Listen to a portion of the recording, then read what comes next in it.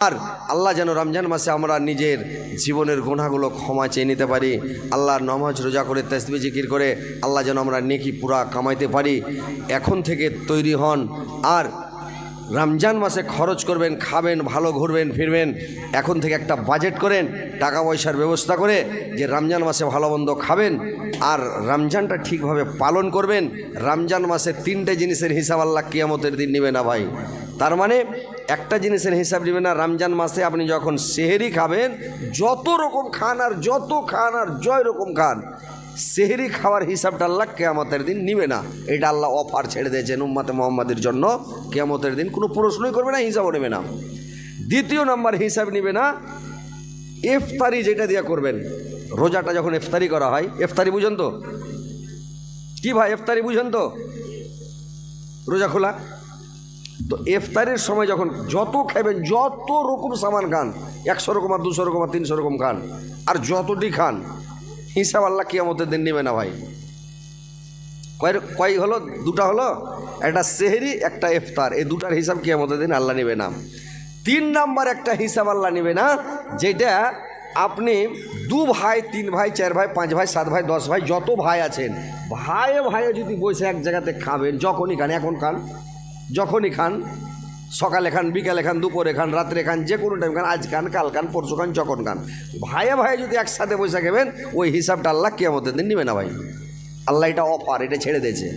তাহলে এই 3টে জিনিসের হিসাব কিয়ামতের দিন আল্লাহ নেবে না, বাদ বাকি সমস্ত জিনিসের হিসাব জাররা জাররা করে নেবে।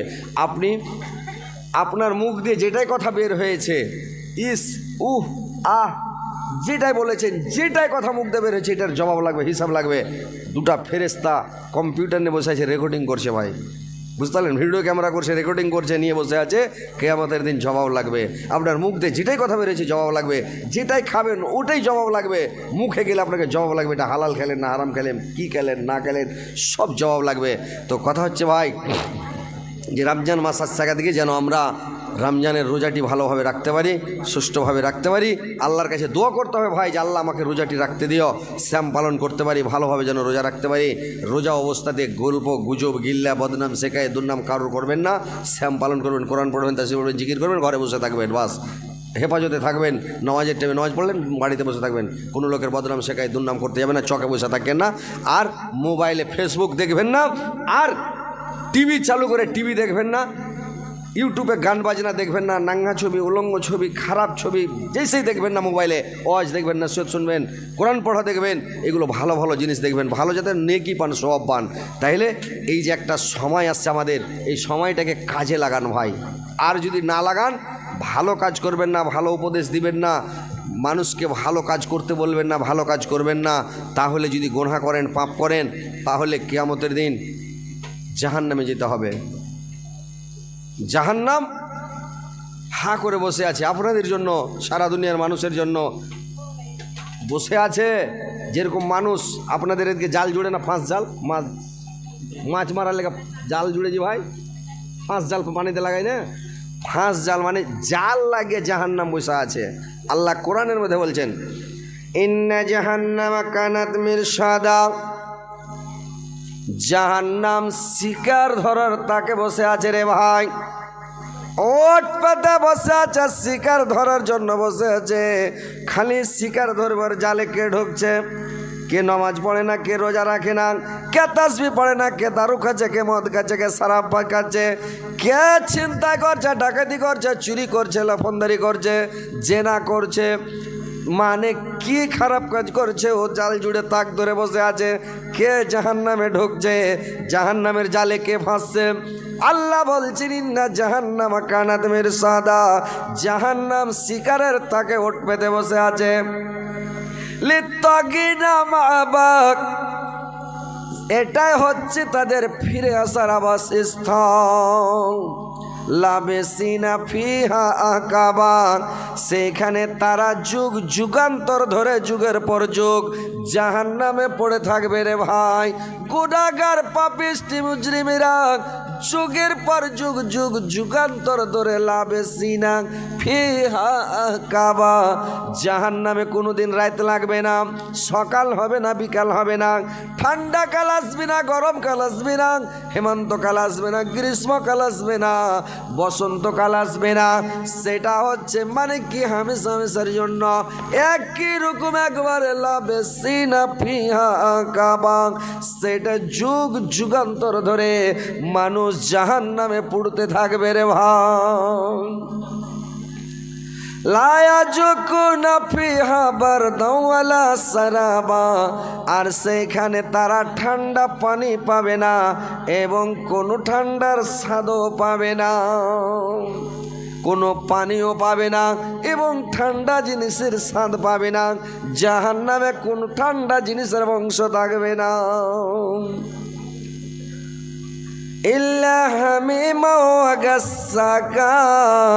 সেখানে ফুটান্ত টকবকে গরম পানি এবং জাহান্নামীদের রক্তপুঞ্জ ছাড়া অন্য কিছু পাবে না। যা বেফাকা, এটা হচ্ছে তাদের প্রতিফলের মানে তাদের কীর্তিকর্মের উপযুক্ত প্রতিফল। এরা পৃথিবীতে যা কাজ করে যাক, যা করেছে তার প্রতিফল ওরা জাহান্নামের মধ্যে পাবে ভাই। যে জাহান্নামে এইগুলো তারা পাবে, সেখানে ভালো খাবার পাবে না।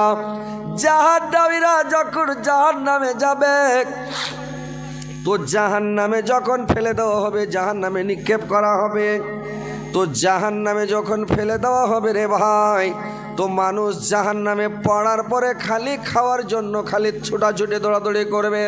তারা ক্ষুধার্ত অবস্থাতে জাহান্নামে ঢুকবে, জাহান্নামে ঢুকে খালি তারা খাই খাই খাই খাই করবে। আর তারা খালি খাওয়ার জন্য ছোড়াছুটি দৌড়াদৌড়ি টাপাটাপি করবে, খালি দৌড়াদৌড়ি করবে ভাই। যে মানে খাবে ভারী ভারী খাবার খোঁজ করবে, কিন্তু জাহান্নামে ভারী খাবার পাবে না। সেইখানে কি আছে? আল্লাহ বলছে লাইসালাহুম তামুন ইল্লা মিন জারিলা ইউসমিনু ওয়ালা ইউগনি মিন জু। সেইখানে পাবে জারির ঘাস ছাড়া অন্য কিছু পাবে না। যে ঘাসটা খেয়ে মানুষ মোটা তাগড়া হবে না, হৃষ্টপুষ্ট হবে না এবং ক্ষুধাও দূর হবে না। জাহান্নামে মানুষ যাবে ভারী ভারী খাবার ঢুঁড়বে, কিন্তু পাবে না। পাপড় জাতীয় খাবার খেতে দেওয়া হবে রে ভাই। জাহান্নামে ভারী খাবার পাবে না, পাপড় জাতীয় খাবার খেয়ে পেট ভরবে। যে ভাই একটা হালবাহা লোক, যে হালবাহে কোদল কোপায়, পাট কাটে, তো ওই মাটি তোলা লোকটাকে, পাট কাটা লোকটাকে হাসতে চালা মানে ভারী কাজ যে করে, ওই লোকটাকে যদি এক গামলা বা এক টোনা বা এক পুটলি খালি পাপড় লেগে দিয়ে দেন, তো লোকটার মন শান্তি হবে। এতখানি পাপড় খেয়ে আর পেটটা ভরবে। ওকে হয় হাত পাকা কালের রুটি লাগবে, দুটো হ্যান্ডে করে একদম শেরশাবাদি রুটি, আর না হইলে ওকে এতটি বাসি ভাত দিতে হবে, মানে ওকে হ্যান্ডে করে খিলে দেন, হলে এক গামলা ছাতু দিতে হবে, মানে ভারী খাবার দিতে। মুড়ি দিলে ফের কাজ হবে না, চিতাই দিলে হবে না, পুয়া দিলে হবে না, ও খাই খিচড়ি দিলে হবে না, ল্যাকটা ভাত দিলে হবে না। একবার জোর করে পাইতে দিলে সবকে উড়িয়ে দিবে, মানে সব হজম। এগুলো খেয়ে কাজ হবে না, ওকে খাইতে হবে ভারী জিনিস, হাত পাকা রুটি। তাহলে কোদল কমাইতে পারবে, পাট কাটতে পারবে, ধান কাটতে পারবে, হাল বাইতে পারবে নাকি।